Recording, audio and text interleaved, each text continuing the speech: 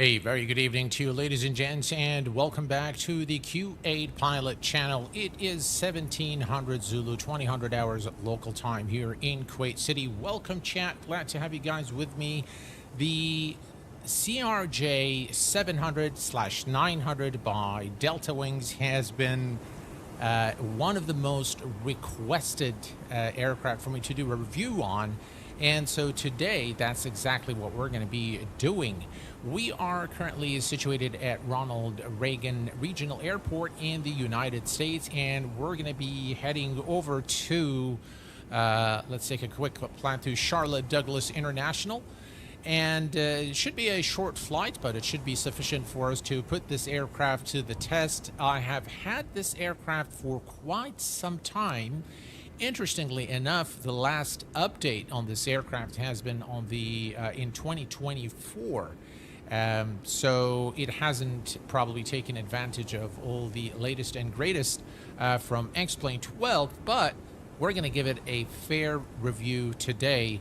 And a lot of you guys, I really don't understand the interest in this aircraft specifically, but when I downloaded the aircraft, I kind of figured out why people are, so actually the CRJ is an excellent regional jet, and for short hops, it's probably one of the most popular aircraft. So we are going to begin like we normally do with the visuals of the aircraft, and for this, let me just go real quick here to the outside. And we're going to use, of course, X camera. Excuse me. We're going to use X camera here. Let me just do this. All right. So first, we're going to examine the exterior of the aircraft, and I have to say that I have looked at every single corner of this aircraft. I've looked at the textures, I've looked at the landing gear, the engines. You can see the engine cowling, you can see the wings here, and I have to say that I was actually impressed with the amount of details on the exterior model. It actually looks pretty good. Look at those wings; they look very sharp, very nice 4K textures. Nice details on the wing. The aircraft fuselage is very well modeled and textured. Excuse me.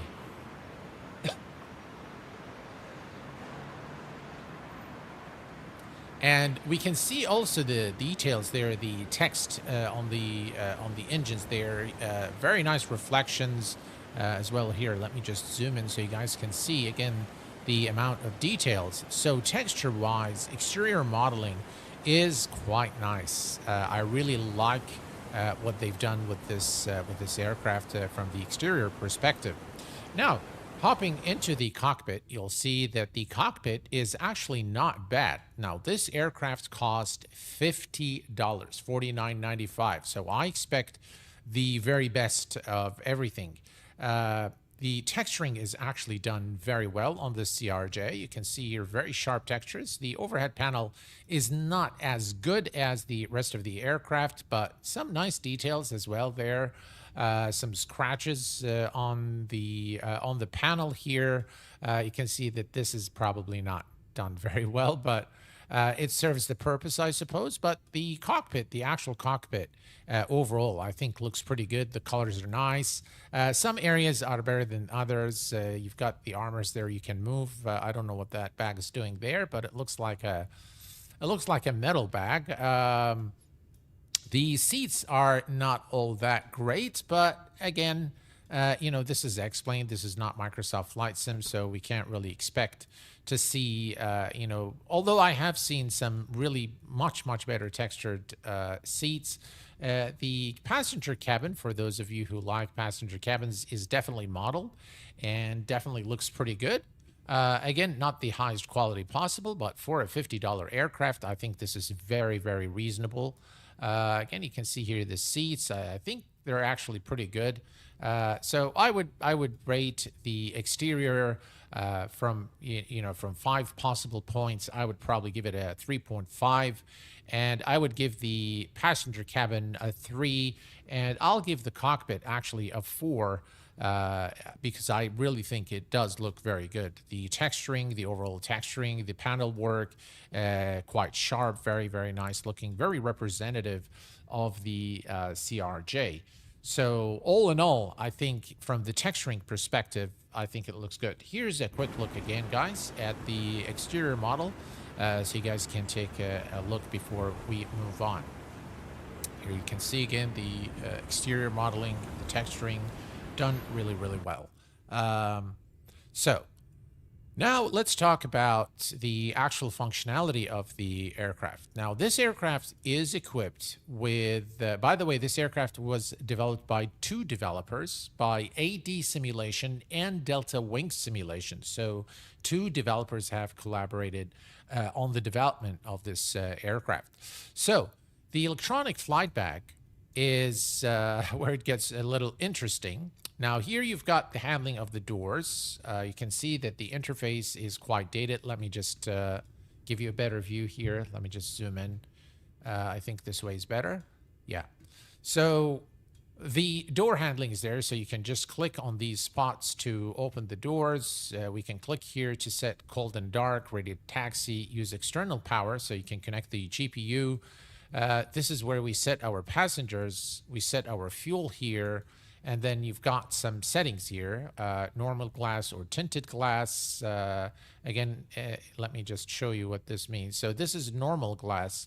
If we click on tinted, then it changes a little bit. So this external, tinted glass internal, and then high reflections. This is what things look like with high reflections. I think it looks pretty good. We're going to keep that for this flight and take a look at it. I think it looks really nice in terms of the visuals. Again, not 100%, not the highest quality, not the highest fidelity possible, but for $50, I think the visual perspective is done quite well. So I have to give it the marks there on doing it. The sounds are FMOD sounds. We're going to, of course, listen to the engine sounds and the cockpit interaction with the buttons and assess that. And then there is this little tab here, which sets the takeoff ref speeds, landing ref speeds, and you can change the units from metrics to imperial units as well. You can click here to load the speeds. Now, the fact is, this aircraft is extremely lacking in the FMS, as we're going to see. So that's one thing that is seriously lacking. And the V-NAV doesn't work. The auto throttle is a bit wonky. Overall, we're going to take a look at with the system simulated, but one of the biggest problems in this aircraft is the actual FMS. Now, the nice thing is that you can pop them out, but let's take a look at the function of the FMS in just a second. The first thing we're going to do today for the flight, folks, is we are going to, nope, we don't want the map. What I want is we're going to set up the electronic flight bag. So we're going to bring up Navigraph charts. And let's see here. A lot of good details are modeled. Yes, indeed, Stan. Yes, indeed. The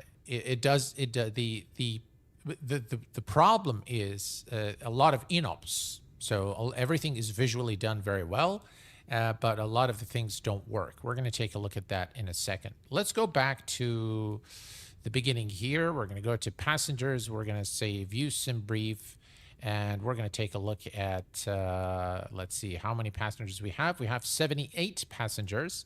So to add this, you just put your, right there, was it? Okay, so you click there to change it. So that's 78. And then for the fuel, we are going to, oof, look at that, crosswind 21 knots. Gee, that's going to be some approach there. All right. So if I look at the fuel, we have 8,700. I'm going to round this up. The max is 10. Obviously, this is not right because I'm seeing here a little bit more. But anyway, we're going to put the required fuel. We need 8. Let me just go back here. Yeah, 8683. We're going to round this up to 9,000 pounds of fuel. So 9,000. There we go. And now we have everything. Now, if you go to, you have now the speeds, you can see that the speeds have changed and everything here is looking okay. Now you have the landing speeds. Again, you just load the landing speeds because there is no perf in this aircraft. The only thing you can enter is your cruise altitude and the flight plan. Right. So with that said, let's go ahead and power up this puppy. So we're going to go here to the overhead panel. And the first thing we're going to do, turn the battery. Now, one of the things I found very strange is if you click on some of the buttons, they work. On some of the buttons, you have to actually use the mouse wheel to move them. So we're going to move that. Everything here is on auto. That's fine. Fire detection and fire monitor. Hydraulics, we don't need to do anything there. We're going to turn on, see the nav light. Yeah, okay, so the nav light works. We're going to turn on the fuel boost pumps. We're going to leave the bleed air alone. We'll leave the isolation valve open. Bleed airs are on auto. And we're going to click here for the fuel. What do you call this? The pump fail SQV, the power fuel. So we're going to, and then we're going to turn this on to start the APU. Okay. So the aircraft systems are coming to life. There is no, the master caution here should illuminate. It does not. I really am not sure why. And if we click here, we can see the APU starting. And in the meantime, we can come here to the cabin pressure. We're going to not mess with this here. We're going to leave that alone. We are going to turn, all right, we're going to turn those on. We're going to turn this on. And let's see, so the APU is now available. And if we can say, yeah, we'll leave it from the right. Let me see here.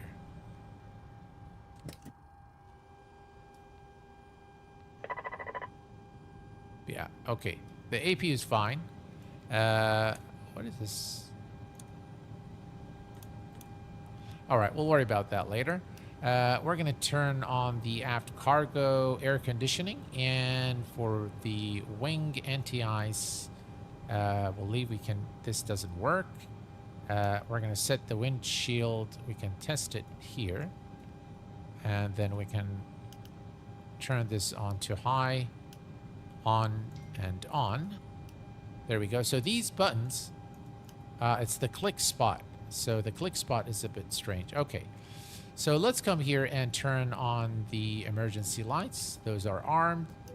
Fasten seatbelt, non-smoking signs are both armed.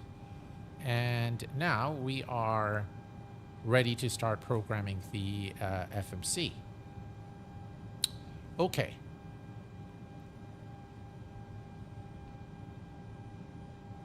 All right. So I hope everything is okay on your side, guys. I'm getting some strange things here on my side. Okay, so let me remove that. So we have everything here working. And let's see here. We are going now to, all the aircraft systems here, as you can see, all the displays, actually, you can pop them and they are quite detailed on the surface. They are detailed. But once you actually start, fiddling around with the FMC, you'll discover that a lot of the things in the FMC are not modeled. So let's bring up the FMC, speaking of that, and let's make it a little bigger. There, let me make it, I think that's good here. I think you guys can see it good here. And we're going to bring up Navigraph charts. We're going to put it on this side as well, and we're going to start putting the flight plan. Now, the first thing we're going to do is go to the status, and you'll notice that we are using the latest database, and this is X-Plane 12.4 Beta 2. We're going to go to the position in it, and we're going to enter the Kilo Delta Charlie Alpha. Enter that there. So that's our departure airport. And then what we're going to go is go back to the index. Actually, we'll go to the departure. And let's see, it says not active. All right, so because we need to put in the flight plan. So we're going to go to Kilo, key not active. All right, Kilo Delta Charlie Alpha. and we're heading to Kilo Charlie Lima Tango. Lima Tango. All right, and it automatically puts the alternate here. So that's that. And then we're going to go now to the departure, and the departure is going to be runway 01. And it's going to be through the Scram 6 departure. So next page, Scram 6, and through the Glank transition. So it looks like it's already selected. Okay, so we're going to go ahead and click on execute. We're going to go now. There is the easiest way to do this is to do it using the legs page. So we're simply going to go here and take a look at our routes or arrow. So we're going to go ahead and type in AIROW, and that goes, let's see, next page. All right, and then we're going to enter it here. So that's arrow, and then it's actually the arrival into Charlotte Douglas. So we're going to execute that. Next, we're going to go to the arrival, and we're going to select runway 36C is the one we want. So let's go next. So that's the Chelsea 6, 36 Charlie. So we're going to click that, and we're going to select the ILS. It's now there's vectors or there's solemn. So we can go to our approach plate, and let's take a look here at 36 Charlie or 36 Center, and we're going to click here just to, all right, so let's take a quick look here. So that's the transition. So we're actually going to select that one, and then we're going to click on execute. Okay. Now, if I go to the next page, all right, previous page, all right, so here, all right. Now, V-NAV works, so you can enter the transition altitude. If I go next, we can put the cruise altitude, which is 340, and enter that there. And then on the next page, you've got the speed, so those we'll leave alone. Now, perf int does not work for some reason. This is not modeled. So actually, what you need to do at this point, this is now you're done, by the way, with the FMC. So what you need to do at this point is you need to go back to your EFB and click on load takeoff speeds. Let me show you. Just let me. Actually, it looks like it's loaded the speeds here, but we want to see we have 125. V2 is, yeah, the speeds are not correct. So we're just going to say load speeds, and now it will match the speeds that you have in the EFB. And that's all you need to do to make this work. You know, this is, of course, not a study level aircraft, and I don't expect it to be a study level aircraft, but I expect the basic operations of the FMC to be there. And quite frankly, I think that this aircraft has been abandoned. That's my own take on it. I don't think that the development on the aircraft is active anymore. And I will tell you my honest opinion thus far. I think it's a shame that this aircraft was left abandoned, because I think it's got the base for what could be a really enjoyable CRJ. But yeah, there's a lot of things that are in this aircraft, a lot of things that actually do not work. So we're going to come down here now. The 7.2 was the trim. Now, that's another strange thing with this aircraft. So let me go ahead and do, I think it was a 7.2. So we're going to set that on the stab trim here. Again, you can see we've set this to 7.2. And, of course, we've got this, sorry, it's 7.6. So let's, 7.6. There we go. So the stab trim is now set. Okay. So if we look here, everything here is fine. And we are pretty much, by the way, ready to go now. So if I come here, there is, by the way, no V-NAV on this aircraft. So if you click perf on the FMC, it doesn't work. Program works. Radio works. The MFD menus, if you click here, for example, on the waypoints, if you turn this on, it actually doesn't work. So this actually doesn't do anything. It's just there. We'll leave it on V-NAV but yeah, it doesn't really do anything. So yeah, a lot of things are missing. A lot of things are not there, which is you know, a bit of a shame if you ask me. But unfortunately, yeah, that's what it is. Okay, so we're going to put this back on the legs page, and we're going to come here and arm the anti-skid. Let's see, everything here is fine. Everything here is fine. I suppose that these are, so we're going to click on the stab trim here. Now it says smack trim. We've removed the light there, and we're going to make sure that the yaw dampers are clicked as well. And that is it pretty much. Everything is now ready. We're going to arm the spoilers for departure. Thrust reversers are also armed for departure. Okay, so now we can set our altitude. So we're going to come here to the altitude and set this to 34,000 feet. 34,000. Another thing that is worth mentioning, guys, is that we have with us Mr. Tenon. Welcome aboard to the Q8 Pilot channel. Glad to have you here. Hello there, Jeffrey. Thank you very much. Glad to have you here with us. First time catching you live, Q8. Always enjoy your videos. Have a nice flight. Thank you very much, sir. Appreciate it. On the overhead panel, turn the bleed source knob to APU so you can get bleed air to the APU. You are absolutely right. Let's see here. So bleed air is, let's see. Bleed air is to auto. And this is both, there you go. Bleed source is APU. There we go. Okay. Perfect. Now everything here is good. We need to set our altimeter. So let's go quickly here and set. Why did it set this back to 2? Huh. Ah, I think I know why. I think I know why. Yeah, let me see here. Yeah, I think it turned it off. So if I click here one more time, now it's going to work. So these were on, but this was off. So let's set this back to 7.6. Let me take it back.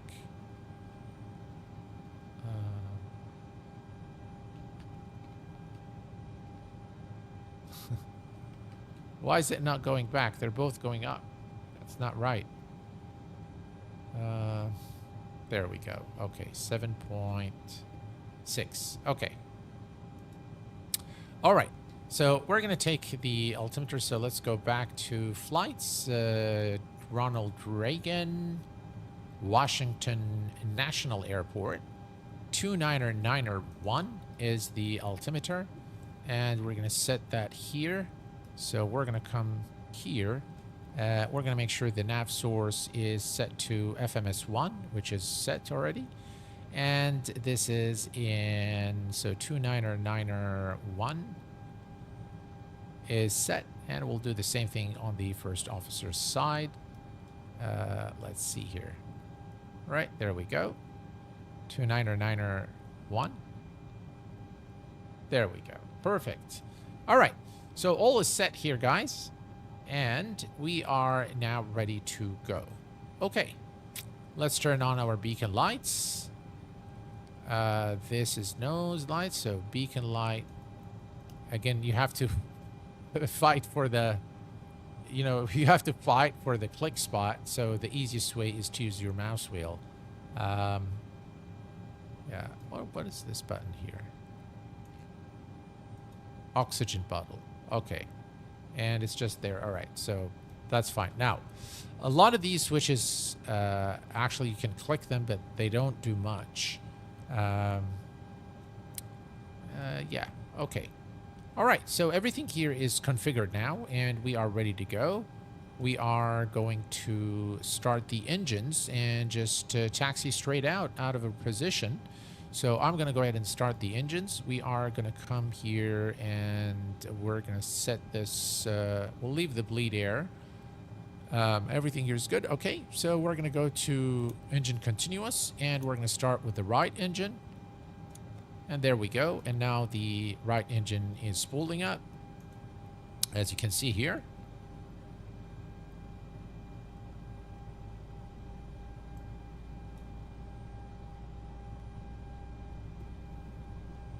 And at 20% N2, we will introduce fuel.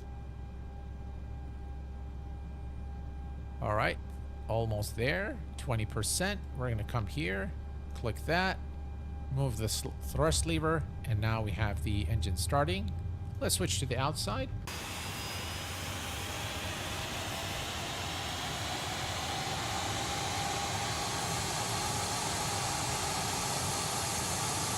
Notice the APU door.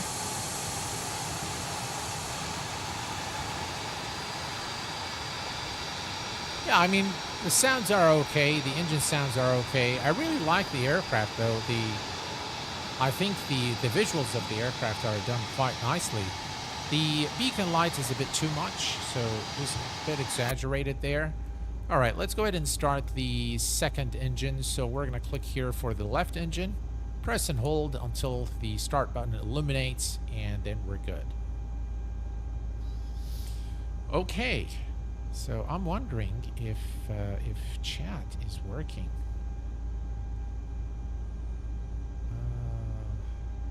KFC Turbo, hello, my friend. Welcome.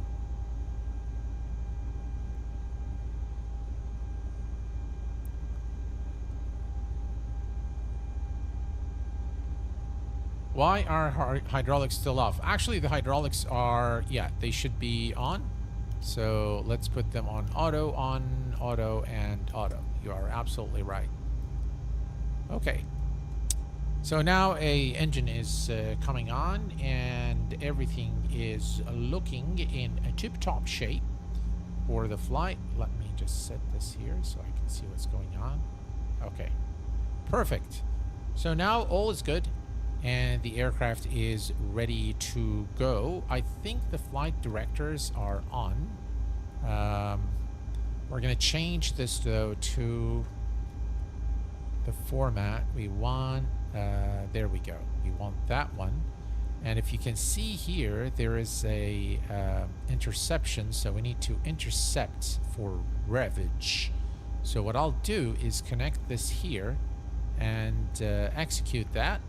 And now we have it connected to the flight plan. Now we're good to go. And if we just go to the next page, we have one discontinuity. So we're going to select that one and execute. And then let's go to the next page, vector to solemn. I think let's go to the previous page. We're going to select this one here and execute that, and then we're going to the next page, and I think now everything here looks good. Perfect. Okay, so we are ready to go, folks, and everything is we can, by the way, adjust the sounds. I think let's see here, aircrafts, where did I find this earlier? I'm sure I found let me see. Yeah, sounds. So cabin, maybe we'll increase that a little bit. Maybe that's better. If it's too loud, just let me know, guys, and we'll turn it back down. Okay, so all is good here. We are going to set the range here so we can see the runway, and we are now ready to go. So we're going to come over here and turn on the taxi lights on. Now, overall, the sounds are okay for a $50 aircraft. Not too bad. Again, I still think that this aircraft is lacking considerably in many ways, but I think it's really a good base for a really what could be an excellent CRJ aircraft. All right, so let's set our flaps for departure, and we're going to go to the wing view here. See the slats and the flaps. Very nice.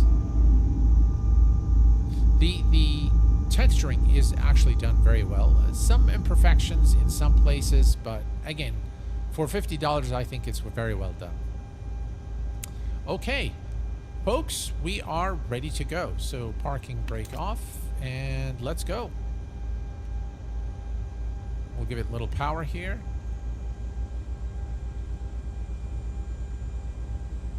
Is the second engine not working? Ah, we sure didn't start it. There we go. Okay. So now the second engine is starting. And let's just give it a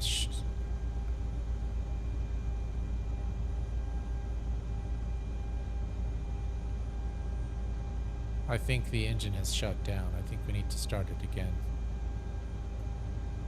All right, let's do that.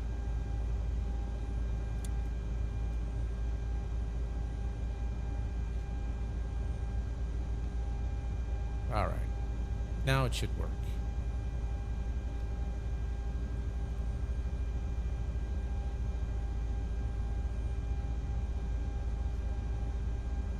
There we go. Okay. So let's see. So that's good. That's good. Isolation valve. Okay, so let's go ahead and set things up here. So we no longer need the ignition switch, so that we can now turn off. Let's just make sure. Yeah, ignition switch is off. We don't need, so we'll power down the APU. The isolation valve is closed, and now we can turn this on. Okay, so now we have the air conditioning, and let's see, main battery, charger, seat belts, no smoking, APU, SOV open, isolation valve closed, and we are now good to go. The APU is powering down, and we're good. Let's go.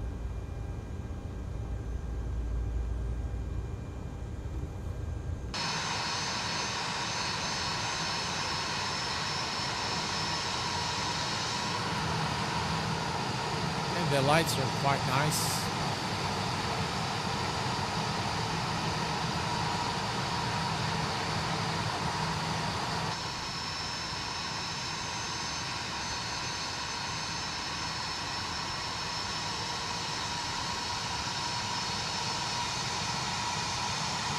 Very, very nice exterior model.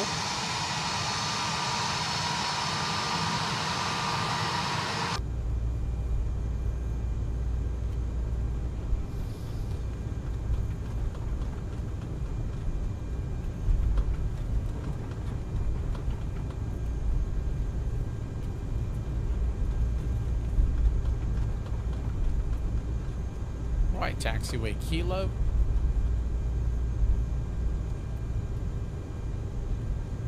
Actually, let's go from the beginning of the runway.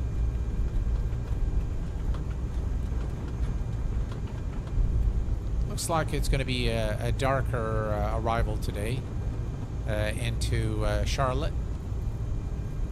It's going to give us also a chance to look at the aircraft's cockpit lighting. And in cruise, we'll be able to chat more, and I'll be able to look more at chat. I just really wanted to really focus on showing you what works and what doesn't work. And fairly straightforward aircraft to start. Let's see here. So we won runway 1. That's runway 1, I believe. So let's just go and take the next taxiway for the, yeah. There we go. That's runway 4. And I think runway 1 is right there. So, yeah, let me backtrack. I think that's runway 1 right there. Really nice visuals. Look at the nose gear. Looks really, really good.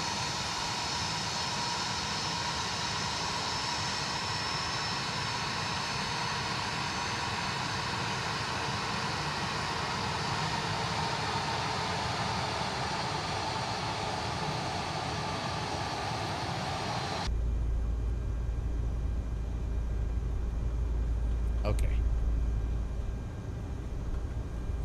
So our departure runway is runway 1. So we need to go across runway 4. If you look here at our chart, lights. Let's remove that. Right there. There we are. And that's where we need to head over. So we'll just go straight, and then we'll make the turn for runway 01.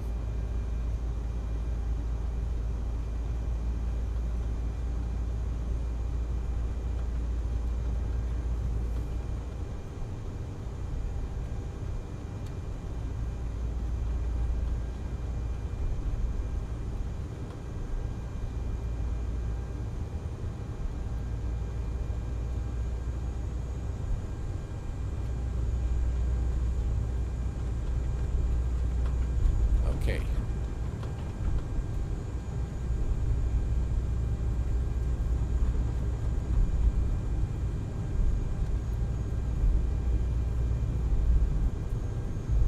So far, so good. That's runway 1. So let's turn on our landing lights. Taxi lights off. Strobe lights on. And we need to come here to the radio page. Radio, and we are going to set the ATC to out, and we're good here.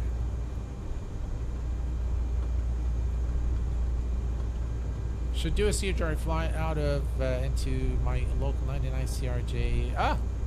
Maybe we'll do that someday.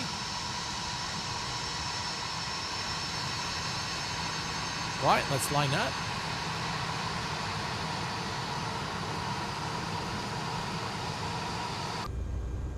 Okay, and we are ready to go. So again, this one we want to go to Toga. So I have to look at the throttle here to ensure that we are. Let me just hold the brakes here. Right, the engines are stable. And Toga.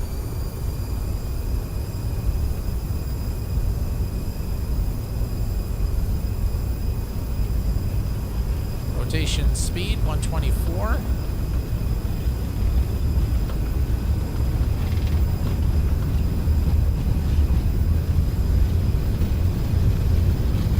V1. Rotate. Positive rate of climb. Gear is going up.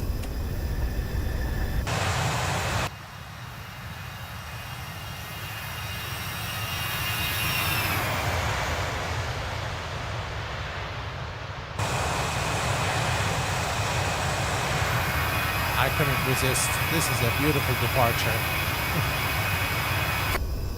All right, let me get this aircraft back on track.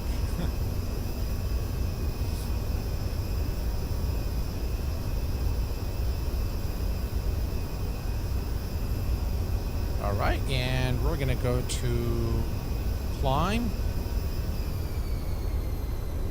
We are going to engage the autopilot.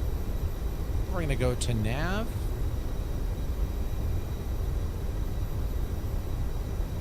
We are going to increase the speed.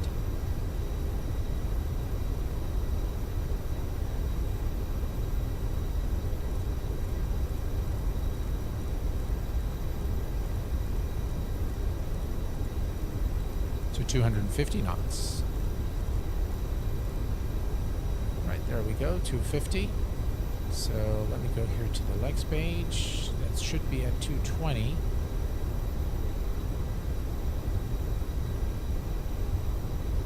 All right. Climb.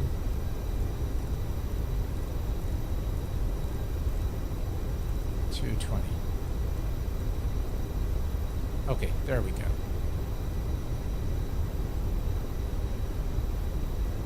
All right, and everything is looking good. We're gonna decrease the range here a little bit. There, increase the range, I meant.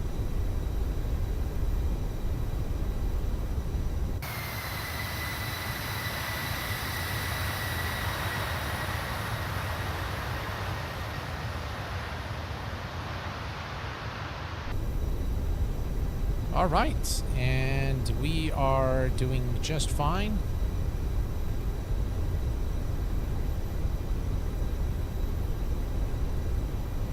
Would love to see X-Craft do CRJ line equal to jets. I love my new E-Jet family. Yeah, they are very, very good. They're very good.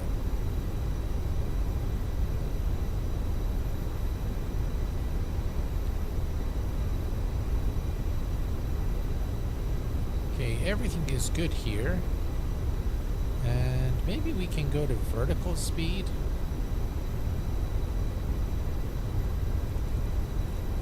Gonna go to 250 knots. There we go.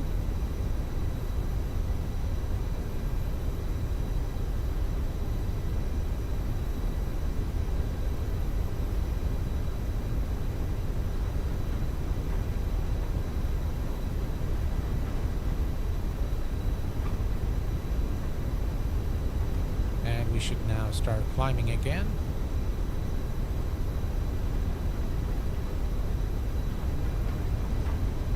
So far, the texturing is nice, the FMC is lacking, and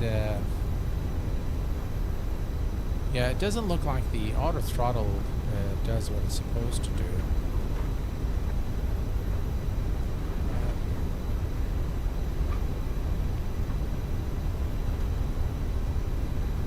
X-Wrap needs to improve their systems. I'm hoping version 3 is good.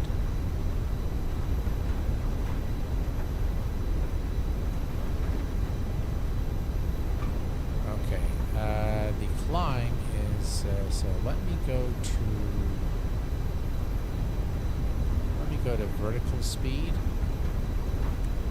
and we're going to increase rate of climb to 25, let's see, 2,800 feet per minute.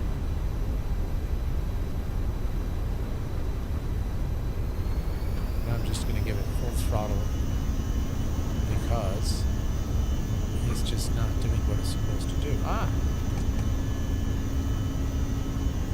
I see what was going on there.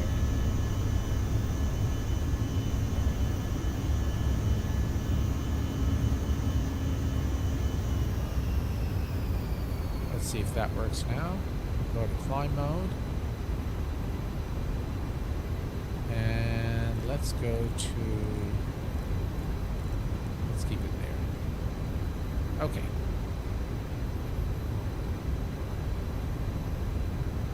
I see what was going on. So hopefully now things will be okay.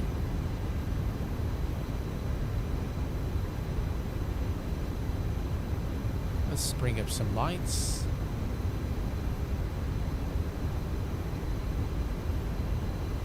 And we'll bring some lights there as well. Much better. All right. 10,000. Lights off. This is already on auto, so we're good there. I really like X-Craft's lineage. Can't wait for their updated legacy. Yeah, Mr. Trink, yes, the flaps, you are right. We had to retract the flaps, and now things are okay.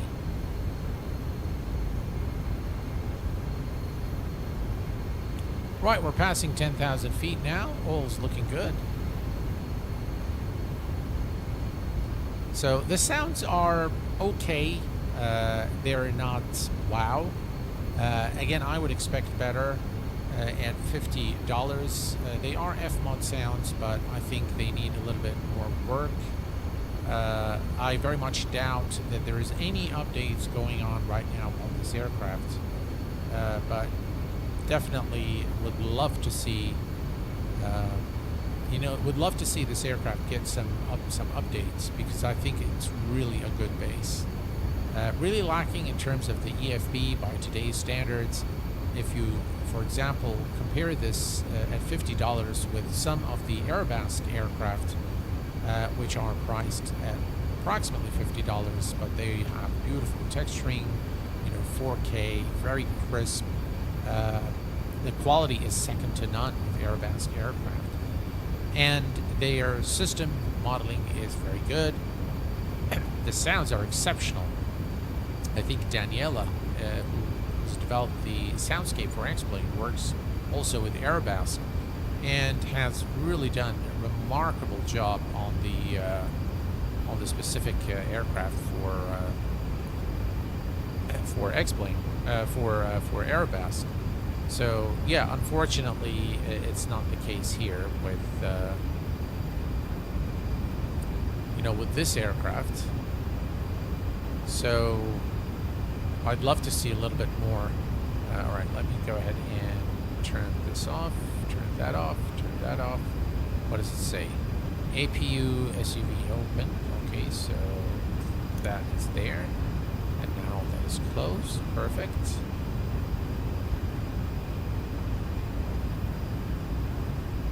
Okay. All right. So now that we've done this, let me bring this page up and let's see which of these systems are actually modeled. So PRI, stats, ECS, so you've got your cabin there with the APU and the packs, so that is modeled. Hydraulics seem to be modeled. The electrical system seems to be also modeled correctly. Your fuel. So these pages are all modeled. NTIs, door page, CAS system, the menu, up, down. All right. Let's see. All right. So this one is just a step through all of them. Okay. Well, the pages are modeled. I'm not sure how accurate they are, but they're definitely modeled. We passed 18,000, so we're going to click here for standard barrow, 2992, and 2992. Now, since this aircraft does not have V-NAV, we have to calculate the top of descent ourselves. There will be, our speed is too much. So let me bring this down.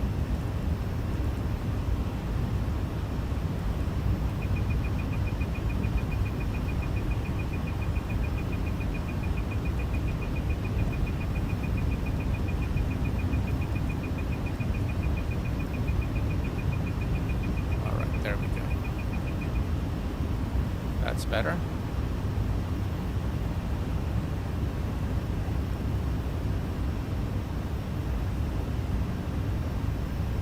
All right, and now it will maintain the pitch. So you have to have speed as long as alt select is selected. It will maintain the current speed here and use the FMS speeds. Okay. So all's good here. We're climbing now to 34,000 feet and kind of like the BA 146. Yeah, pretty much. It can have V-NAV without auto throttle. It can have V-NAV without auto throttle. The V-NAV actually doesn't work on this aircraft. In fact, there is no V-NAV button here whatsoever. And if you go here to the page and you go to the MFD menu, we have V-NAV selected here, but actually it doesn't work. We can actually click one more time. No. All right. So if you click here with that, again, nothing changes here and nothing changes on the display here. So you don't have the V-NAV button working on this aircraft. Thanks, U8. Have a great rest of the stream. Sorry that I need to click off. Take care. No worries, Stan. Take care, my friend.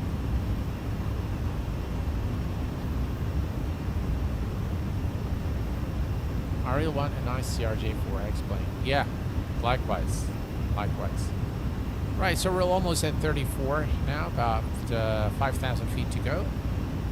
And again, we're going to have to calculate the top of descent ourselves. So we need to, if we go to KCLT here, so we're going to go and get the 36 Charlie So that's 36 Charlie. And the platform altitude is 2,500. We're going to be at 34. So 34, that's 32. So 32,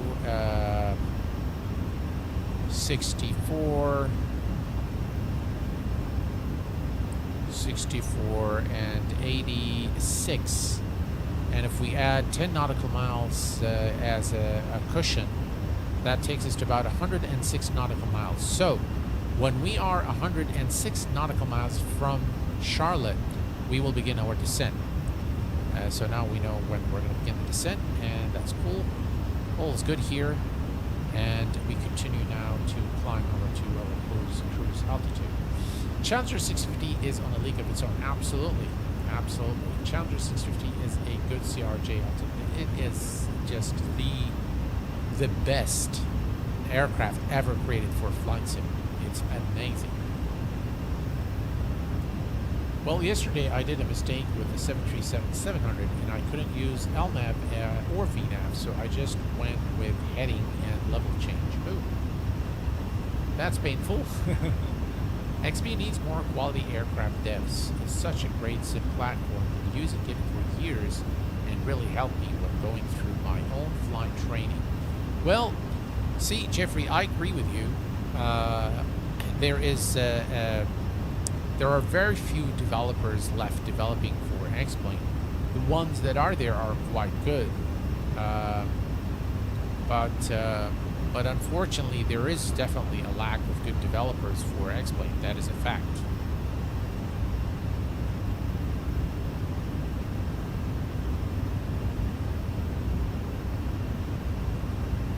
Here, let's increase the range here. We can see the flight plans there. All right, so 2,000 feet to go, and all is looking good here. We can increase that a little bit to 274.74. Perfect.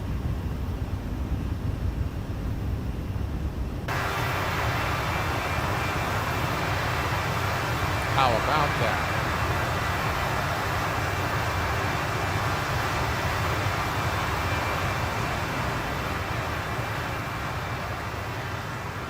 Right, we'll reduce the sound for the exterior so you guys can hear me.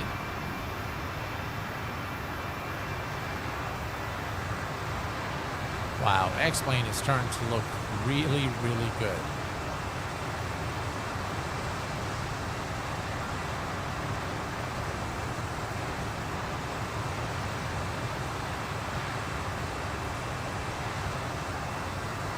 I wonder what's the quality of the stream on your end, guys. On my iPad, it's just not all that great.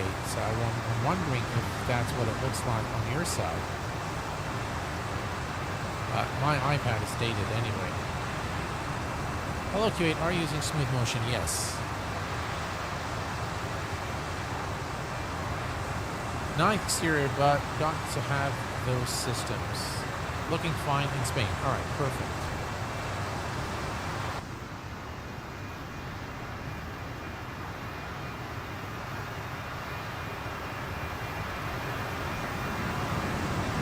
Stream is great here in Mexico. Perfect. Ooh, we have somebody from Mexico.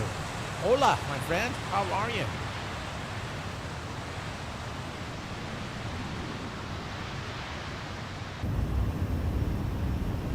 Okay, so we are getting close to 34,000 feet. I would love to see the Delta Wing get some real pilots to help them develop this thing to full fidelity with the FMS. The model and textures are great. It just needs some system depth. I agree. I agree, which I think, by the way, is a real shame, because I think this aircraft really has some really good good base. It's got it's a good 3D model. It's got some really good textures. All in all, a very nice aircraft. But unfortunately, with the dated EFB and the missing items, lots of inops, takes away from it. I haven't, by the way, seen the master caution light come on at all. So for some reason, it doesn't work, it looks like. So even when you do your test, it just simply doesn't come on. So anyway, we have to do some of our own calculations today, which we've calculated 110 nautical miles for the top of descent. That's coming up in about 110 nautical miles from now. It's showing 50 minutes to Charlie Douglas, but I think it's going to be less than that. You can see how the time is moving faster. So it's going to be about 40 minutes or so. Maybe a little less than that. But anyway, all is looking good here, and we're just going to continue with the current. Here is a wing view. Again, very nice wing flex. Again, I think they have a really good base for this CRJ, and you know, maybe, just maybe, the aircraft didn't make enough sales to sustain the developer, and then from a business point of view, they decided, hey, you know, we're not going to update something that isn't working and that isn't, you know, bringing in the, you know, that isn't paying the bills. So, and maybe they just abandoned the project. I really don't know, but if you look on the Explain Org store, the last update to the aircraft was in 2024. So more than probably a couple of years since the last update. Stream looks perfect in WVUS. Perfect.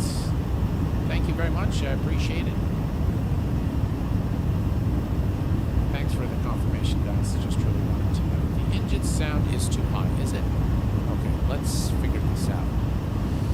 Let me first come here and let me bring the master volume down and bring the...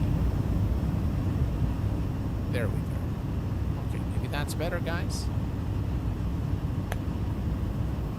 Super Mustang 82, welcome aboard.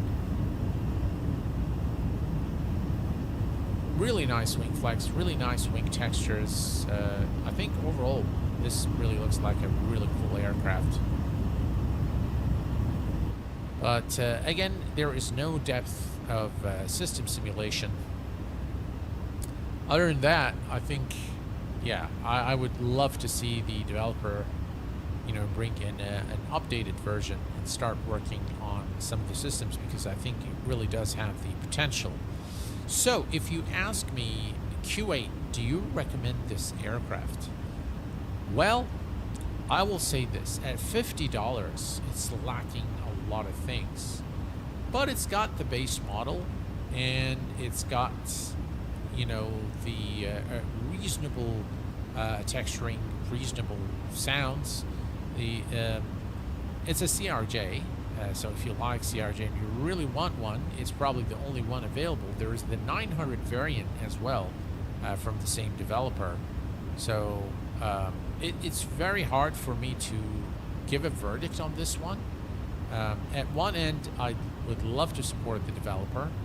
On the other end, the aircraft hasn't been updated since 2024. So more than likely, it won't get any updates. And so based on its price, the value it delivers, and the updates that it has received in the last 6 months, this aircraft does not qualify for a recommendation by the Q8 pilot channel. And therefore, I am very reserved on recommending this aircraft. So get it at your own risk if you are really wanting a CRJ for Explain. But if you ask me, Q8, just answer yes or no. I would say no. I would have to be very honest with you guys and say that it would be a no if it was a simple yes/no, you know, question. So that is my honest opinion about the aircraft. Is the aircraft good? I think it's a good start. I think it's got the potential.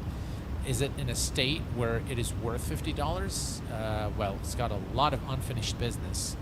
So the and no updates whatsoever. So pretty much, you know, a dead project.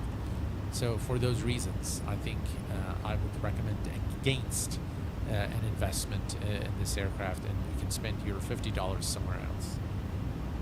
And by the way, I paid for the aircraft, so. Nice, about 40 miles west of me, but have a nice, but have a nice there. Oh, cool. I have both. Aerosoft version is better, but I prefer flying in X-plane, so I use this one more. Oh, so we have somebody who's using the CRJ in X-plane. Well, that's pretty cool. Glad to hear that. That is important to know. I've been asking for a while. I know a lot of people have been asking about the CRJ. I really don't know, why it has all of a sudden gotten this attention. I don't understand. Maybe there was some promo on the org store or something. But yeah, I have received a lot of emails to review this aircraft. I think somebody commented even in Discord. So yeah, you guys have asked for it, and there you have it. That is important. Yeah. Okay. So yeah, that's my honest opinion at this point. And unfortunately, there is no V-NAV. So again, 93, we're going to be descending in about 80 nautical miles. Now, for the descent, again, there isn't anything that you can put here. So the only thing you can do is you can come to the information page here, and then we're going to click. You can see the VRF landing V2 137, VFTOs 181. We'll wait until we burn a little more fuel and then set the speeds for our arrival into Charlotte. You can see again the lighting at night is quite nice on the aircraft. You can see the lights there, really very immersive, look for the cockpit, which is pretty good. So yeah, I really would love to see more work on this aircraft. All right, let's see if we can.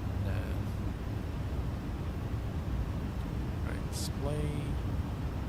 Let's add a little bit more floodlight. CB panel. Yeah. That's cool. Alright, that's better. I think things are much clearer now. Now that's another thing, it struggles with the altitude. So it keeps fluctuating.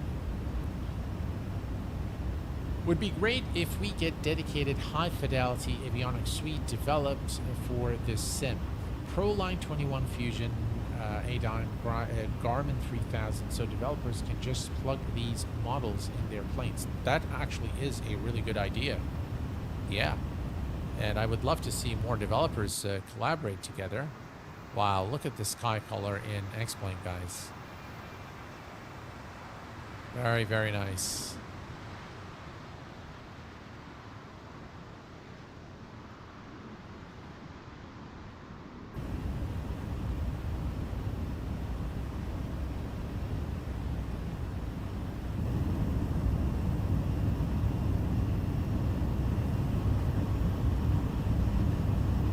I think the wing flex is done pretty well. And by the way, according to the developers of this CRJ, they have used input from real-world pilots on developing the aircraft. I wonder why it keeps... let me see here.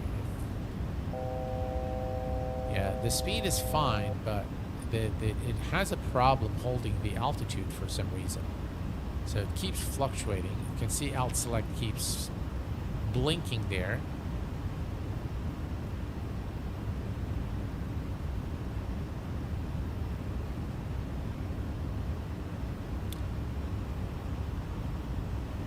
So in the coming days, we will be revisiting some of the aircraft that we haven't visited in quite some time to see how things have changed. For example, it's been a very long time since we've done a flight on the Inibuild's A350, and I've actually loaded the aircraft yesterday into the sim, and the aircraft loaded without the cockpit.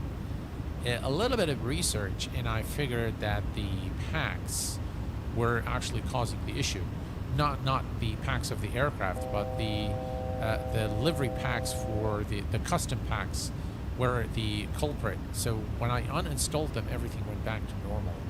So that's one aircraft I think requires a definite look at this point after all the updates it has received, and for us to assess whether it's been,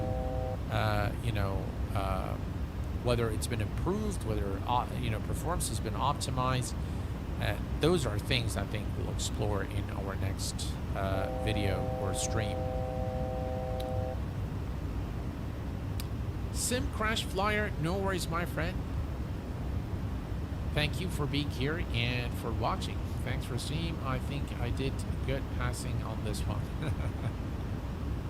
Yeah. Yeah, it definitely has issues. Definitely needs updates. Okay. So if we look here, 166. So we are going to begin in about 50 nautical miles. Xpilot plugin is causing my XP crash after latest X-Plane beta update. Oh, that's too bad. There are a few issues as well on exit from X-Plane I noticed in the latest beta. So when you exit X-Plane, it always crashes for me, always. So, all right. Yeah, it keeps doing that. All right, what if we just bring this back to 3,900?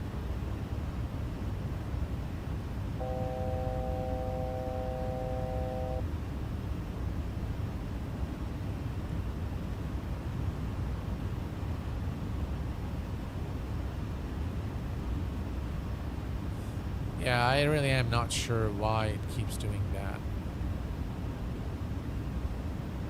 The altitude never stays at 34,000, keeps just fluctuating. Only that plug, this has been acknowledged by Laminar. Oh, okay, that's great that they know about it, and they'll probably fix it in the next iteration. Okay, let's see here. Yeah, we don't have this set to, that's fine.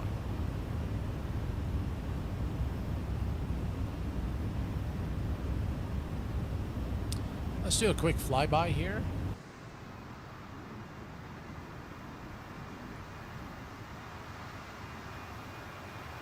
Very nice looking aircraft, I have to say.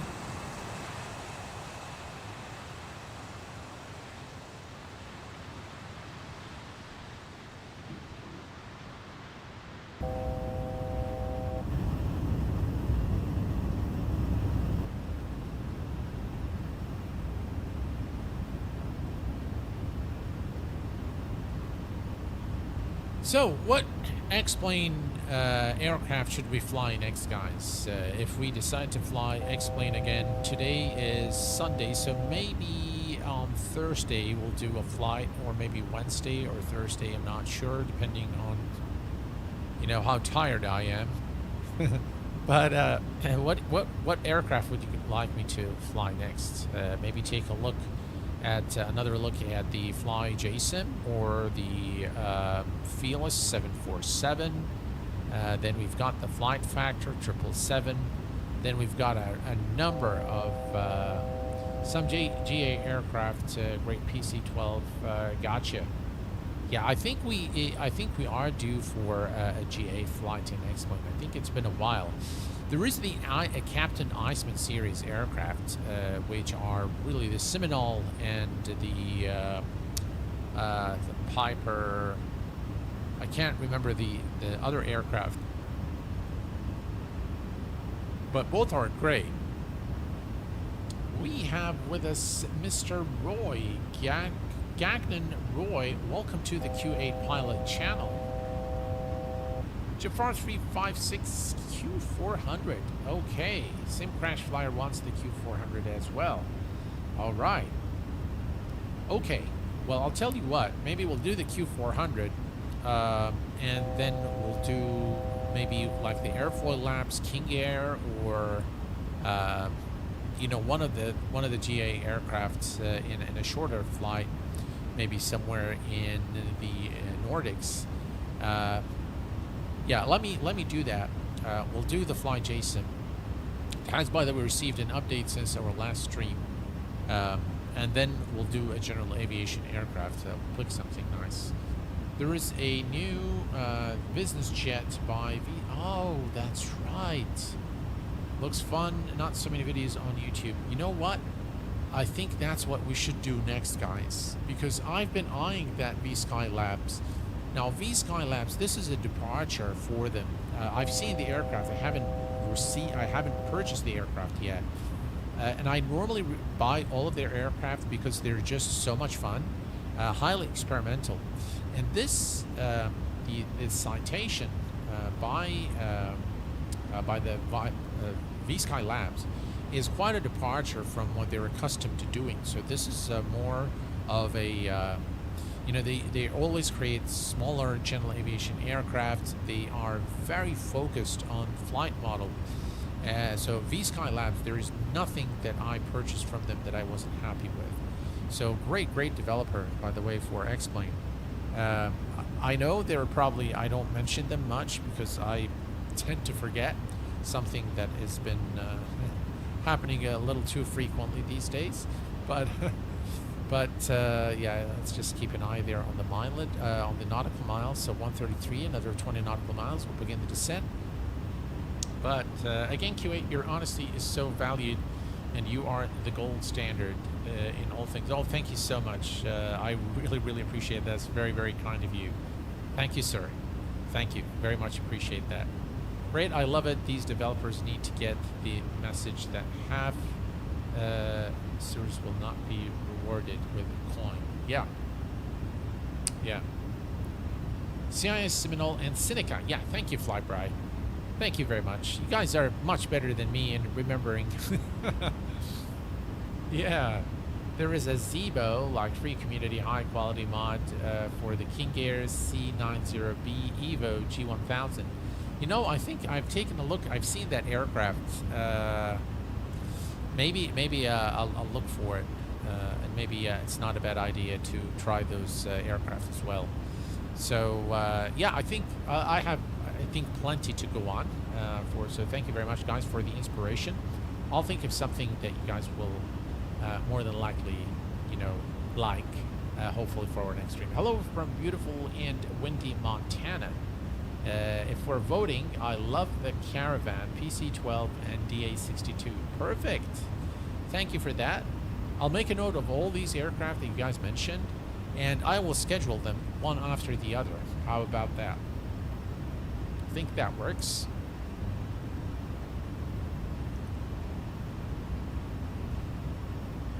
So, yeah. Right, another maybe 10 nautical miles, and we will begin the descent to, we'll begin the descent towards Charlotte. Thank you, G8 needs more love. I agree. The Caravan is actually pretty great, especially in VR, because the visibility out of the cockpit is really great. Are you referring to the Thronda Caravan? Sven? Is it Sven? Yeah. Just let me know which Caravan, and definitely I'll plan those. So we'll plan the Captain Iceman, the Caravan, the V-Sky Labs Citation. I think we've got plenty when it comes to general aviation aircraft in X-Plane. So should be fun. I love flying GA aircraft. I think it's a lot more fun than the big birds, personally. Yes, the Thronda Caravan. Okay, gotcha. Yeah, the Thronda Caravan. Okay. Well, I think I purchased that aircraft. I'm not sure. I think I do have it. Yeah, maybe I've done a review on it. Gee, guys, I'm really rusty. My memory hasn't been really serving me very well. Yeah, I have been very forgetful, and I think it's to do with the Um, it's got to do with, you know, the kind of situation that I'm in right now, with everything else going around me, and the stress level is extremely high, guys. Really, really, I haven't had any time in my life where it's been this stressful. And yeah, but I've learned through the years to keep my cool, remain very patient, and develop very thick skin. But in the end, there are, it's at the expense of, remembering things, or doing things, because in your brain you start prioritizing things, and there are so many priorities that you actually start losing track of, information or things that you like doing, or that you've done in the past and that were memorable to you. So yeah, that's that. That airplane is what got me interested in Kuwait in the first place. Ooh, the A350 is actually one of my favorites. They actually pulled through with the updates. Yeah, they did. They actually did. And it's actually not a bad aircraft. Considering, when this aircraft was released and the amount. All right, we're going to begin the descent. Well, let me descend and I'll finish that thought. So let me go ahead and set this to 2,400 feet, I think it was. All right, so that's 2,400. And since there's no V-NAV, the only way we can do this is go by vertical speed. And we are going to descend at, no, that's too much, 2,000 feet per minute. Now, for that, it should be fine with climb speed. All right, perfect. So we have now begun the descent towards Charlotte, and all's good. Okay, so the A350 by flight factor is actually, for its time, when the aircraft was actually released, I think it was a very advanced aircraft in terms of its systems. It had some really nice features seen for the very first time. It had a very unique electronic flight bag and so many things to set up. I don't like the sounds of it, but everything else I think was done to a very high standard considering that time of its release. Obviously today it is quite dated, so I'm hoping that they would work with TOLUS, and that's something I think I heard that they were working on an A350. So we'll see what happens. And oh, you meant any builds? Gotcha. Yeah, that's something I do want to take a look at. Can't wait for the TOLUS A350. Yeah, likewise. Righty. So if we look here, we are about 92 nautical miles now from Charlotte, and we continue our descent at about 2,000 feet per minute. Everything is looking good, and maybe now it's a good time for us to load the speeds. So landing speeds is 167. That can't be right.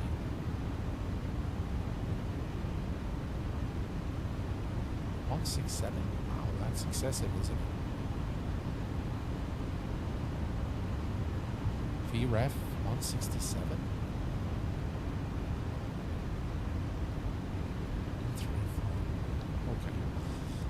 All right, so let's take a quick look at the weather, guys. And the speed seems to be increasing. So I'm gonna just lower this down a little bit. Let's see, at 1,800 feet per minute. All right, let me extend the speed brakes here a little bit. There we go.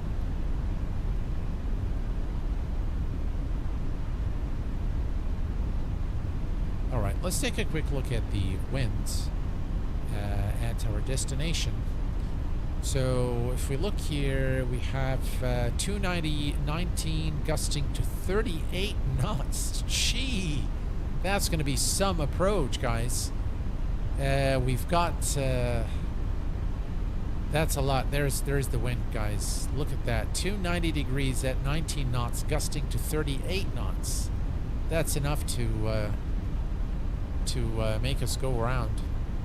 That's a lot. Very, very excessive. I don't know if that's going to work, but you know, we're gonna try anyway. Q8, can you analyze the TFDI MD-11? I read it's coming out tomorrow, and your opinion would be most helpful. Absolutely. I saw the trailer by Aviation Lads, and the MD-11 is actually an aircraft that I really, really enjoy flying. The MD-11 by Rotate is an aircraft that is so much fun to fly in X-plane, and it is, in my opinion, underrated. Not a lot of people fly the MD-11, whether it's X-plane or Microsoft Flight Sim, and I'm not sure why. Maybe because the aircraft is a little bit different from Boeing and Airbus and requires a bit of a learning curve. I don't know, but I've always enjoyed it. And I am really waiting for the MD-11 by Rotate by TFDI. I do have the 2020 version. I think I've done a few flights with it, but yeah, definitely looking for the MD-11 2024. So when it's out, I will definitely purchase the aircraft, and maybe we'll cover it before X-plane. I don't know. I really do want to strike some balance in the content, but I always find myself being drawn to X-plane. I think speed is a bit too much there. Let me extend the brakes a little bit. That should help us bring it down.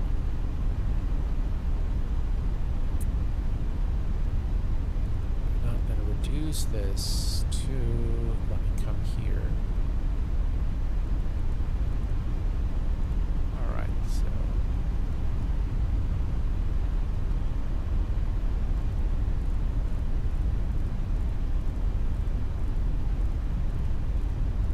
Take it down to 250. I'm going to reduce the rate of descent just a little bit.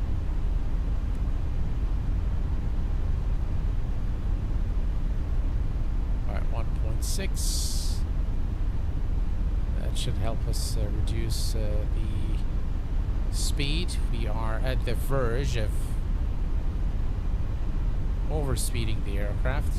You know what? Let me bring this down just a little bit more.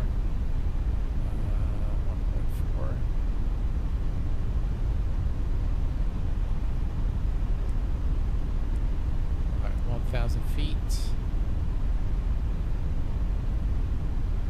If that doesn't work, I'll retard the throttle. But that should actually work.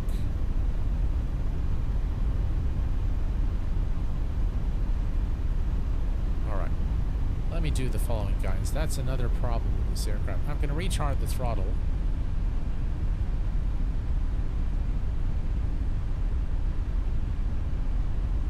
To slow down the aircraft.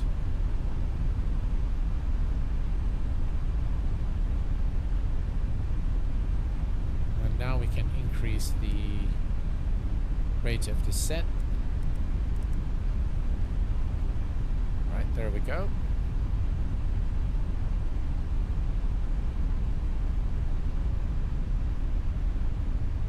Just going to retard the throttle completely and allow the aircraft to reduce speed.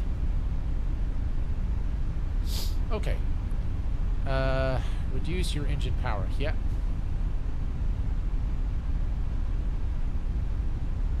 Yeah, X-plane is amazing. Landing the MD-11 is always a challenge. Yeah.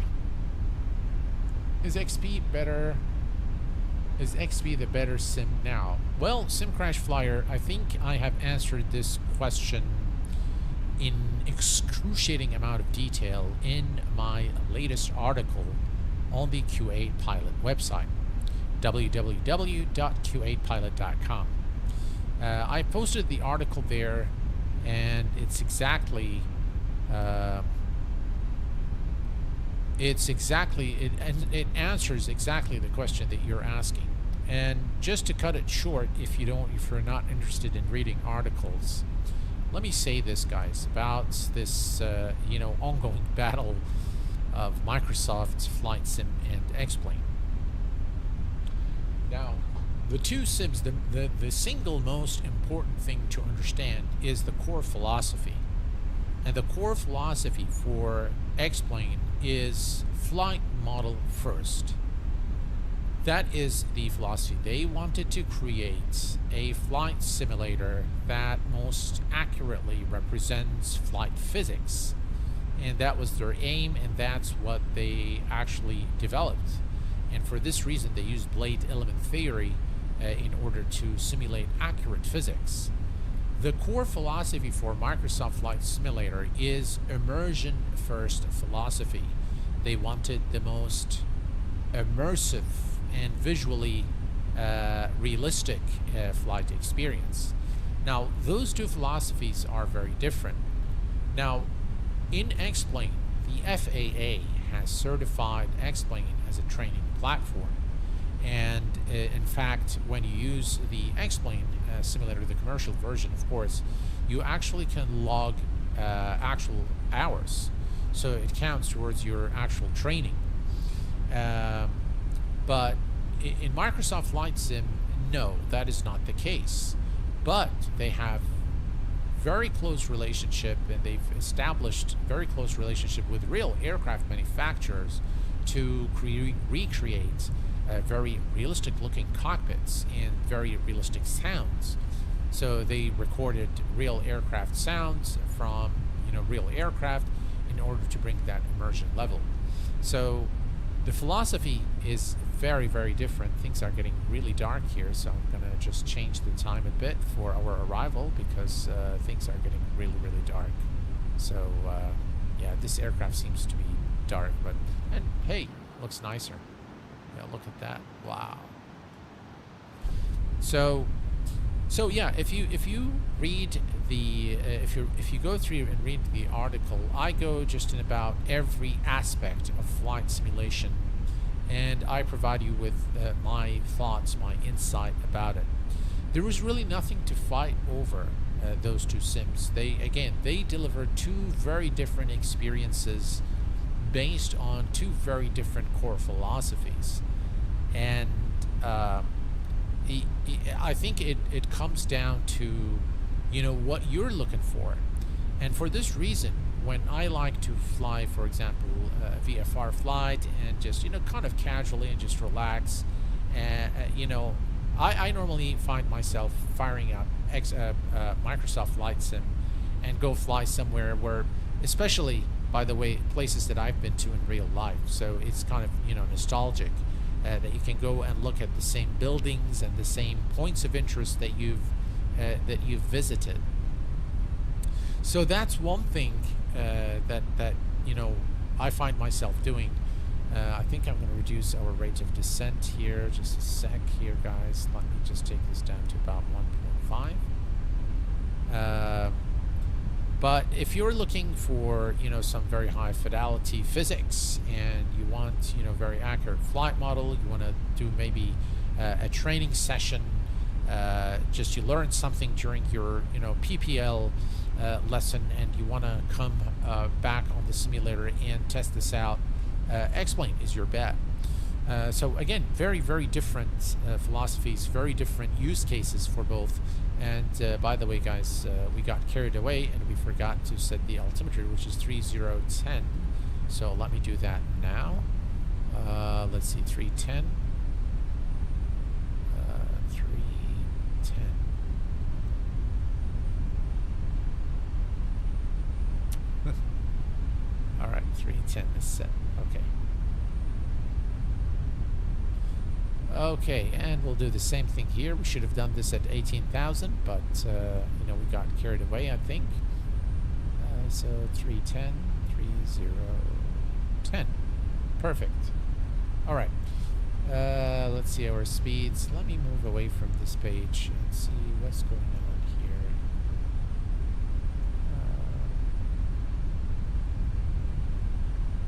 Yeah, that's fine. Let's load the speeds. if we look here, yeah, there's a bit of a turn here before we come back to land. So we still have, I think, plenty of time. Speed is now definitely reducing. Let me decrease our rate of descent to 1.3 feet per minute.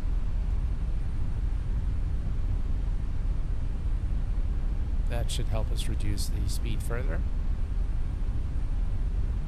This is a really nice scene.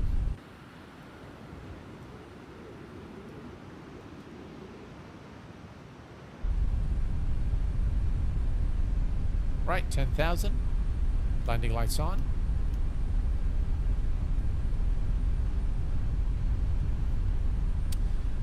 Lighting with clouds right now is great. Yes, XP will win the flight physics game every time. MSFS has always just been about letting people enjoy the experience of flight. Absolutely. Career mode in X-Plane might be nice.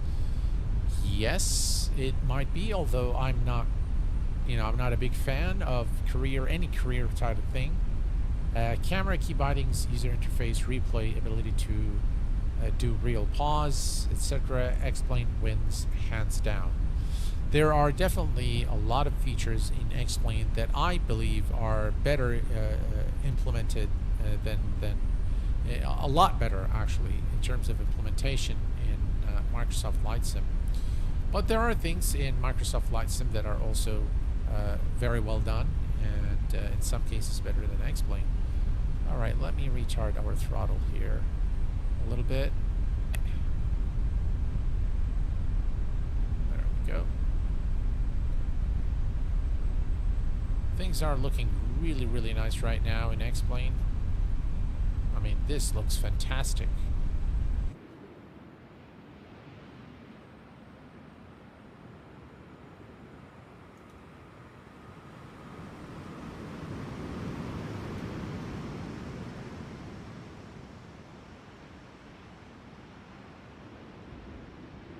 You can see the crosswind.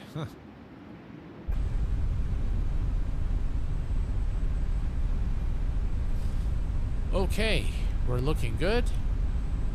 Can reduce our rate of descent further to, and we need to configure our frequencies for the ILS, 1200 feet per minute.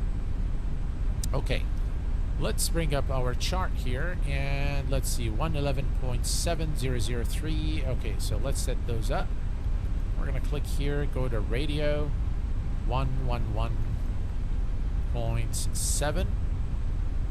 And we're going to set that here. This one is already set. And the approach course is 003 degrees. Okay, perfect.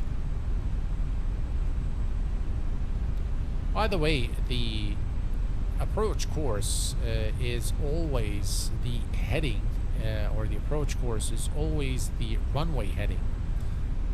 Just in case you didn't know. So normally, runway 36 is a heading of 360. Runway 22 is a heading of 220. That is, of course, an approximation. Sometimes like 223 degrees, 224 degrees for runway 22. And this has been developed in airports based on the actual winds. So they study the wind direction at airports in order to lay down the runways. They want to make sure that historically the wind, in most times of the day and during different seasons, that those are the favorable headings where the aircraft can take off or land into the wind. And that's how they actually design the layout of the runways relative to the airport. It's very important for the aircraft because it gives it more lift for takeoff and landing. And so that's how they actually do it. So when you see runway 36, that's pretty much a heading of 360. If you see a heading runway 15, it means the heading is 150. And then you'll have the opposite direction as well. So it's always the opposite direction for the runway, and of course the opposite heading as well. So that's basically how the runways runway design, the layout of the runways and direction comes into play. Flew in that plane from Providence to Detroit after the expo last year. Oh, cool. By the way, I'm on 13.9 KSM 4090 overclocked and 384 on a 3.8 display. Oh, that's quite a setup there. Very, very cool. How did you manage to have the stutter-free working system without capping your FPS? I'm addressing this question as I have tried so many settings combinations and never managed to get X-Plane stutter-free. I have a very detailed video on that, on how you can achieve that. So let me, so just type X-Plane stutters and you should be able to get that video. I highly recommend that you watch it because it's really, really something that will definitely help you with the stuttering. That's for sure.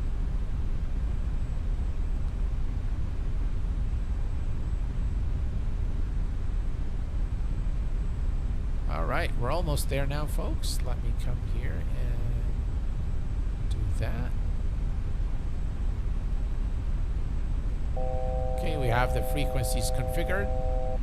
Everything's looking good. And I'm going to configure the heading to 003.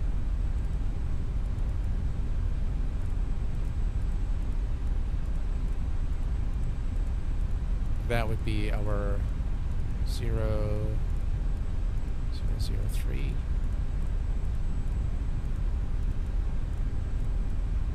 Okay, so the heading bug is set to the runway heading. It's going to be a really beautiful arrival into Charlotte 24. We are almost at our final approach. Oh, look at that. Very, very nice. There is X-Plane for you guys. Not photoreal, but still looks really, really good, I think. I think it's still very much immersive, very representative of what you see in real life. Again, you know, the layout of the houses there, definitely the graphical assets of X-Plane have been significantly improved over time. Now, maybe we don't have to go through this entire, I think that's very long. That's solemn right there. So maybe we can, that's the runway. So maybe we can go to Phoenix and make the turn towards back towards Charlotte. So we'll just wait until we're closer to Phoenix, and then we'll just fly direct and intercept the ILS. It's going to be an interesting approach with all that gusting wind.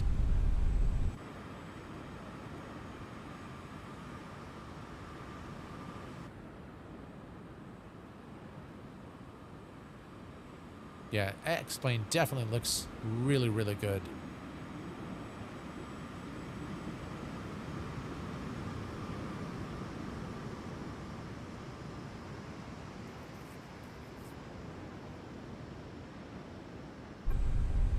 Okay.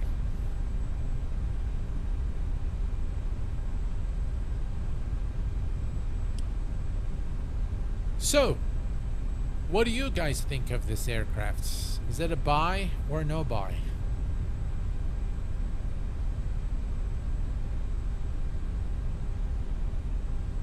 Here's the turn.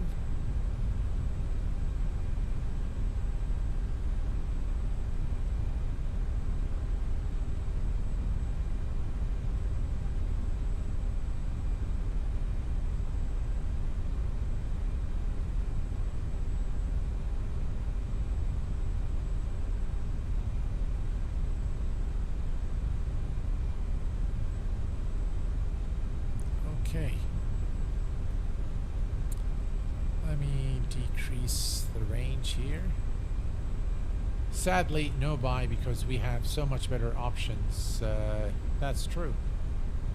I have it, and as someone said above, the Airsoft is better, but this one is enjoyable as well. It is actually enjoyable, I have to say, but I cannot recommend it, quite honestly. Because of all the reasons that I mentioned. And by the way, the biggest one is the fact that it has not been updated since 2024. That is a very long time. Holding off due to lack of system depth. Shame though, graphics and sounds look okay. Yeah, they are.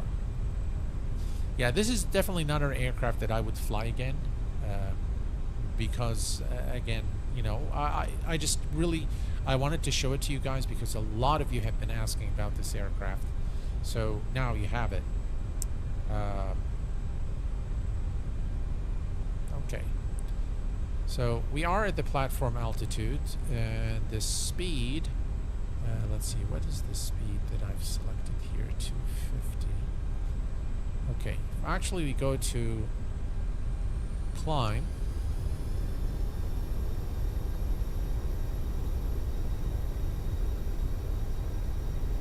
And then reduce the speed.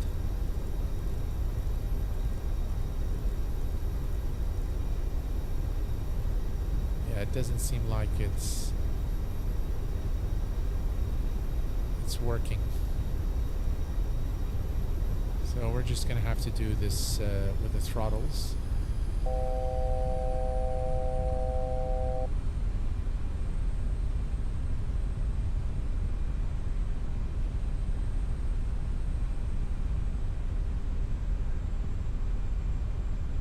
All right. Okay. I think what we can do, folks, instead of going all the way there, what we're going to do is we're going to go to Hunix, which is right here, and we're going to fly direct to it. So here's what we're going to do. We're going to go Hunix, and we're going to put it there, and we're going to say execute.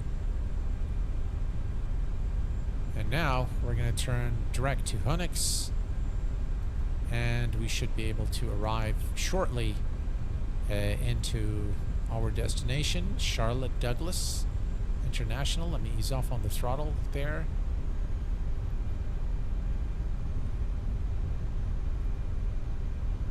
All right, perfect.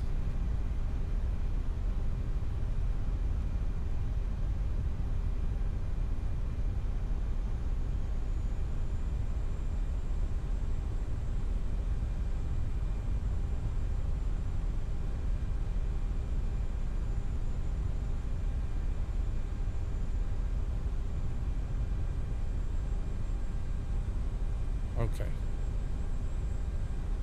So we can go now to approach. And we're going to switch the nav source to localizer. There, approach, localizer 1.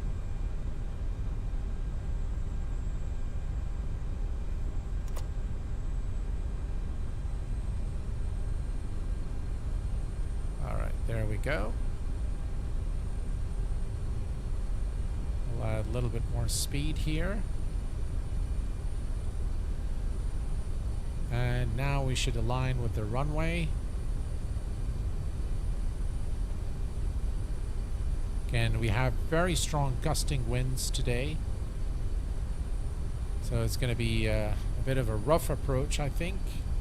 Yeah, that's 36 center. We can see it right there.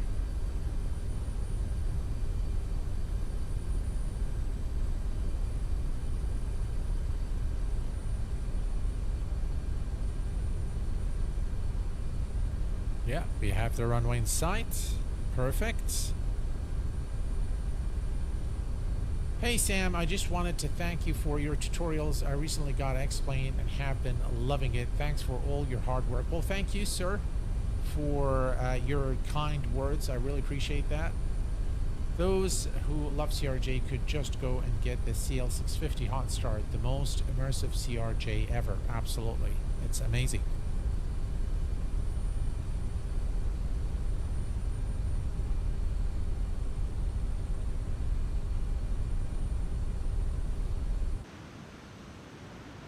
We still have the... Alright. There we go. Okay, we need to arm the spoilers. Spoilers are armed, and we're almost there. That is a really nice approach with very nice lighting.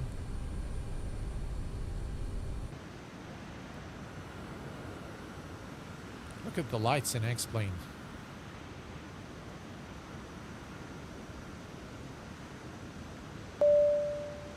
That is very, very nice.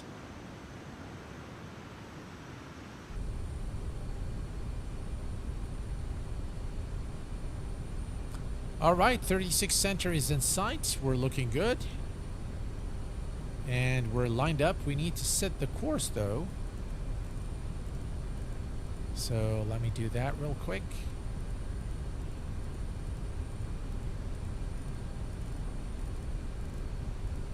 Zero, 003 is set. Perfect.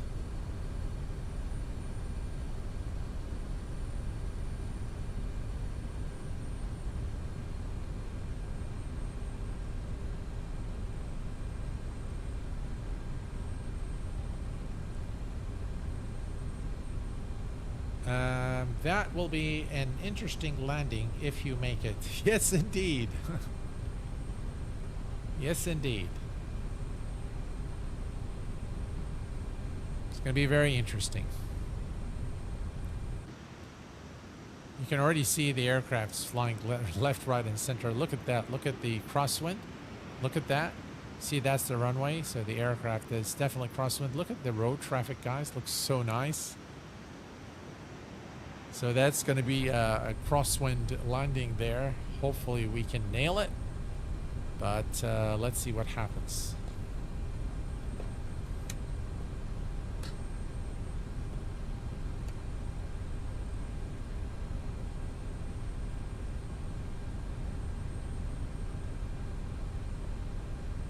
So far, so good.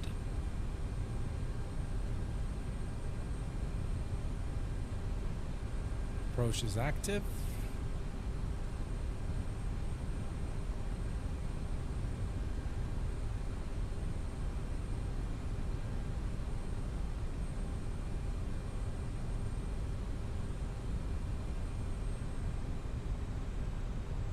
Right, we do have the runway in sight. Why haven't we started? There we go. Okay, now we've started descending towards the runway.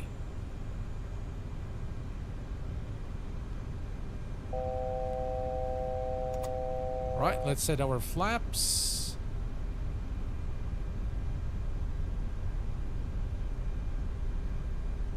That is going to be a very violent arrival.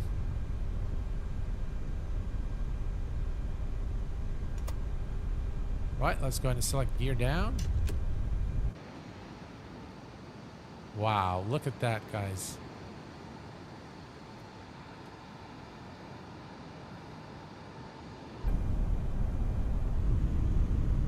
Wow, look at this wing view.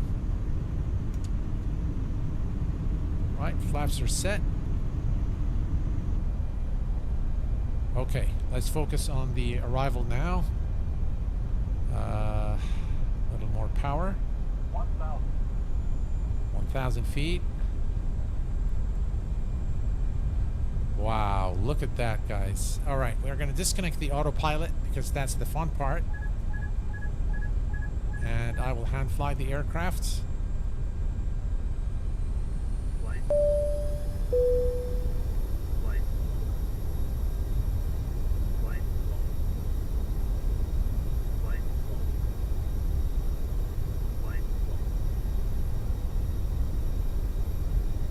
Wow, it's all over the place, guys.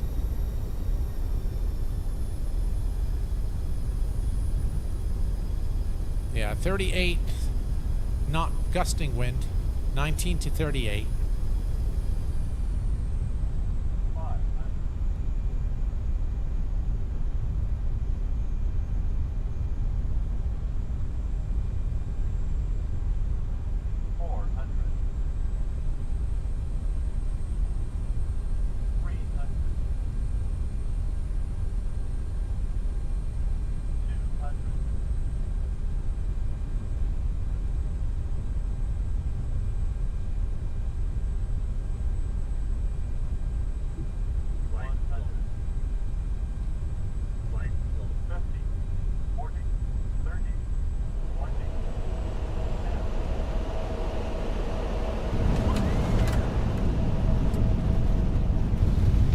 Ladies and gents, welcome to Charlotte Douglas International Airport.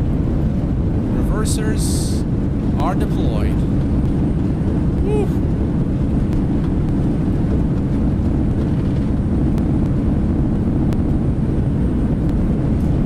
Right, 80 knots.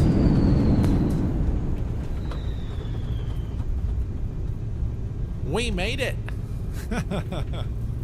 We made it. All right, time to take a look at the landing. Was a really challenging landing, I have to say, and the gusting winds was just all over the place. Yeah. All right, let's take a look here.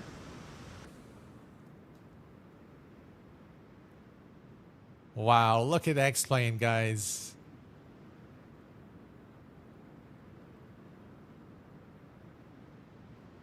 Always a pleasure to watch a crosswind landing in X-plane.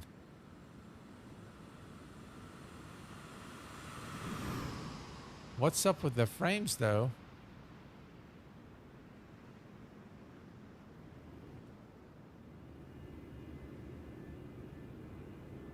Yeah, a little bit. Very difficult to control it there on the ground. But overall, that was pretty cool. All right, let's do it here. And let me remove that.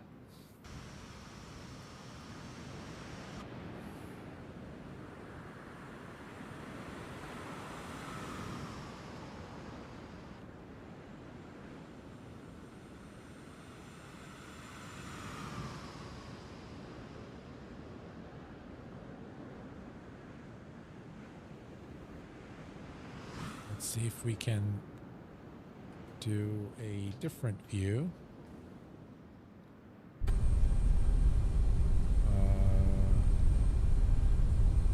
Okay.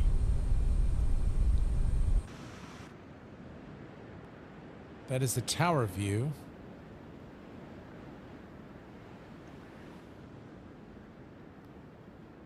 I'm not sure why the frames are acting up, but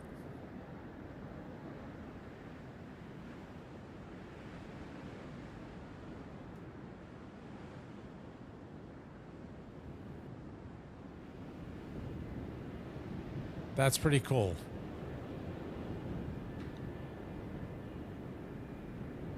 Got the reversers, speed brakes deployed. Let's do a wing view. Okay, here we go.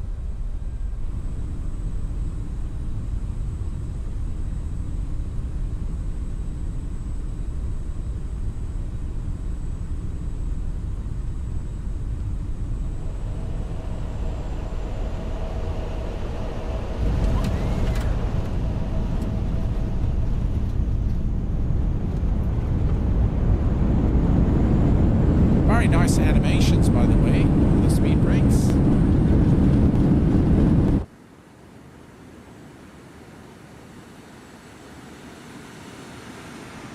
What's up with the frames there?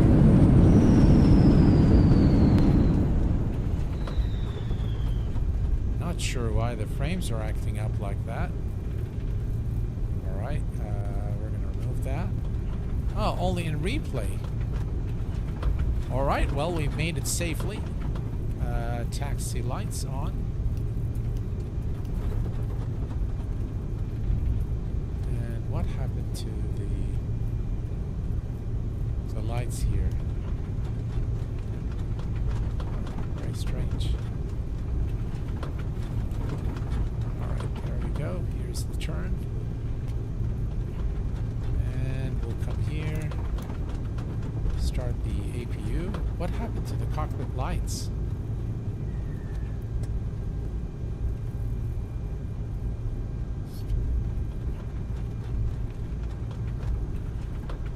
I'm not sure really what happened to the cockpit lights, but we've lost most of them. It's gotten really dark in here. We can retract the flaps.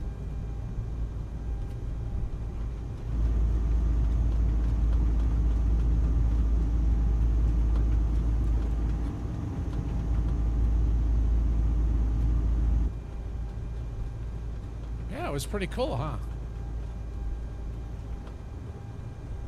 I'm glad you guys enjoyed the landing. Oh, you know what happened, guys? I think there is a problem with X-Plane in this beta. Every time you do a replay, you lose the engines. I think last time we had the same issue, and we now lost the engines. Ah, that's really strange, huh? Yeah, the engines won't work now after the replay. Strange, but true. See that? Full throttle, nothing. It seems like it's a problem with the... Let's see. Does it work now? All right. Looks like it had to do a reverser to reset it. So now it's all right. Okay, good.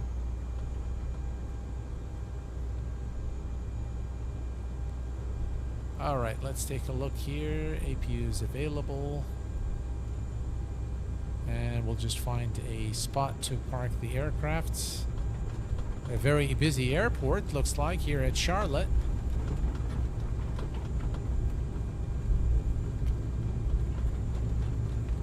Well, let's see here. That's not a... I'm taxiing like I'm driving a car, you know. It's like, yeah, you know, I don't want to go here. No, let's go there. And it's like, all these positions are taken.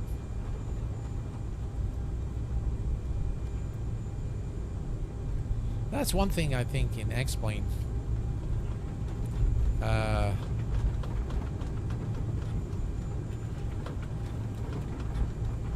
Okay, let's see here. Wow, why is it so crowded like that? There's an incoming right there. Wow, so many aircraft. Right, looks like there's one there.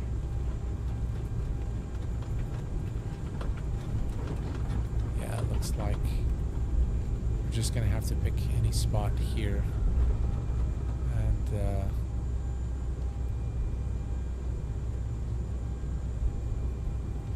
yeah, we'll just park it here.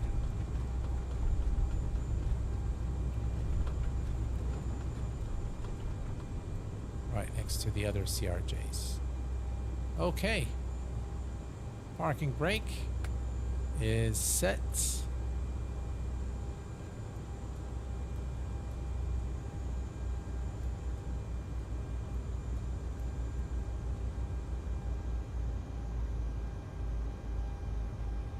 Right, engines are powering down. And why is everything so dark all of a sudden here? I wonder why.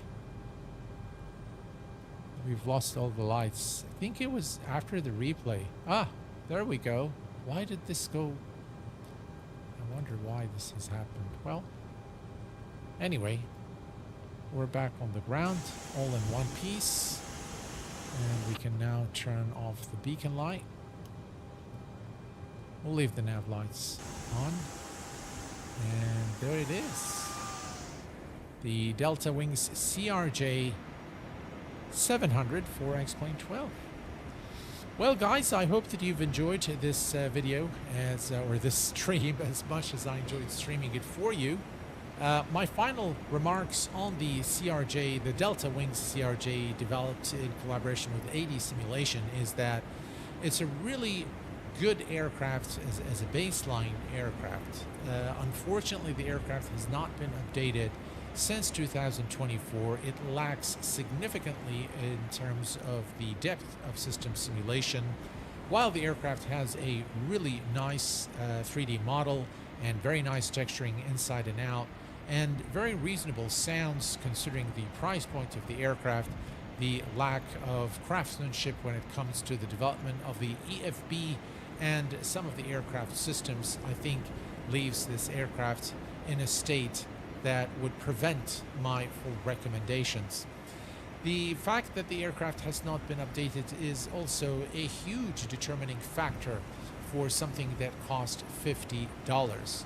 My honest take on this aircraft is that it really needs a lot of work and it needs some updates in order for me to be able to recommend it. At this point in time, it's a no-go for the Deltawings CRJ-700 for X-Plane 12.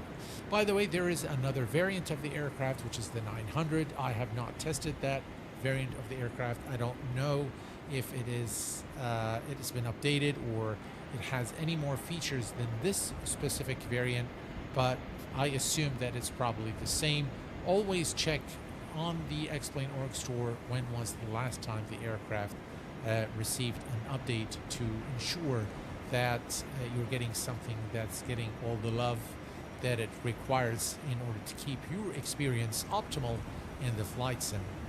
Ladies and gents, I will be back with you guys before the end of the week for another stream, but until then, please take care of yourselves and each other, and I will see you all very soon. Thanks for tuning in, and have a lovely day.